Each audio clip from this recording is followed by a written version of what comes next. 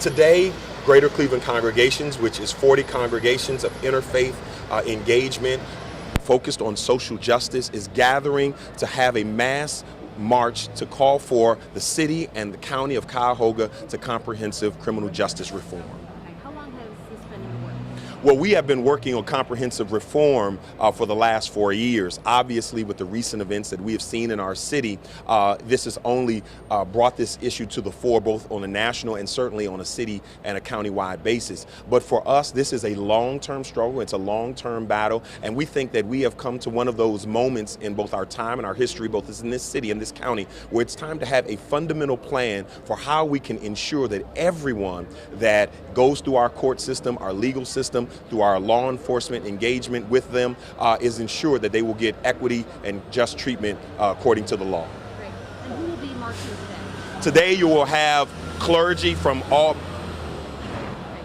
Today you'll have clergy from throughout the city of Cleveland and Cuyahoga County. You'll have Jews and Christians, churches, temples, and synagogues, black and white, people from all across the rainbow spectrum of our community, of different faiths. And what's really, really important here is that we are guided not so much by our religious beliefs, but our values. And our values teach us that everyone deserves respect, all humanity deserves to be treated equally, and everyone deserves, in the eyes of justice and in the eyes of the law, to be treated according to the Constitution as citizens of this country. Peaceful protest?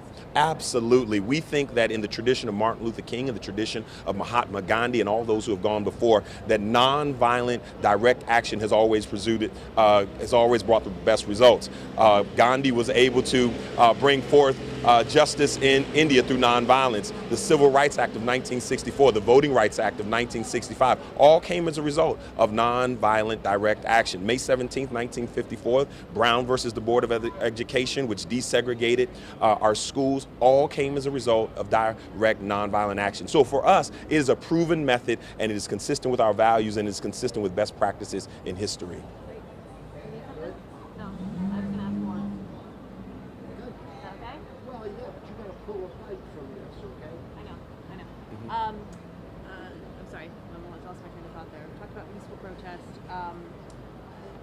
Is this in direct response to the Brillo verdict? What is your stance on the Brillo verdict? No, it is not in direct response to the Brillo verdict. Certainly the Brillo verdict only, and the case itself of the 137 bullets only further motivated us to engage in comprehensive reform. I think what obviously the timing of this march is certainly in response to what we heard on Saturday, because we wanted to make sure that our community recognized that there are people who have been working on this. And while there's a great deal of anger and frustration, we also have to be able to take that anger and frustration and constructively aim it at targets. And our target here today is our whole entire criminal justice system. And how concerned are you about the Tamir Rice case? Very, very concerned. Obviously, I believe that we're in for a long summer here. I mean, this case has been watched nationally, the Brillo case, and certainly the Tamir Rice case, and its ongoing uncertainty for many of us who have been watching and working with the family and being very, very prayerful. Our hope and concern, our hope is that, as this investigation will demonstrate, is that this young man was a victim. He was a victim. He did not contribute in any way, shape, or form to what happened to him, and justice will be served. And we believe that justice being served is ensuring that someone is held accountable for what happened, because a young man, a 12-year-old boy, lost his life. Thank you. All right. Thank you very much. So you want to set up? Sure. So we'll stay here for one more minute. Jimmy, where are you going? Right here? Oh. Here, Dave. Aaron? Kristen. Yeah, that's okay.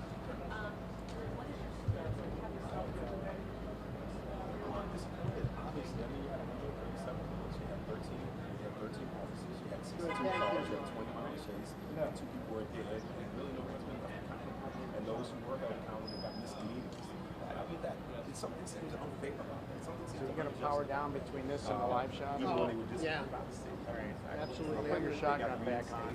So you can always pop that down. Something totally unjust about this. I don't. My mic isn't like that, so turn that off if you want it. Just look at it while you're pressing it, and it'll say off. The truth is that something or someone failed. And whether that's an individual or institution, I don't think anyone is totally accountable. I can't even see it.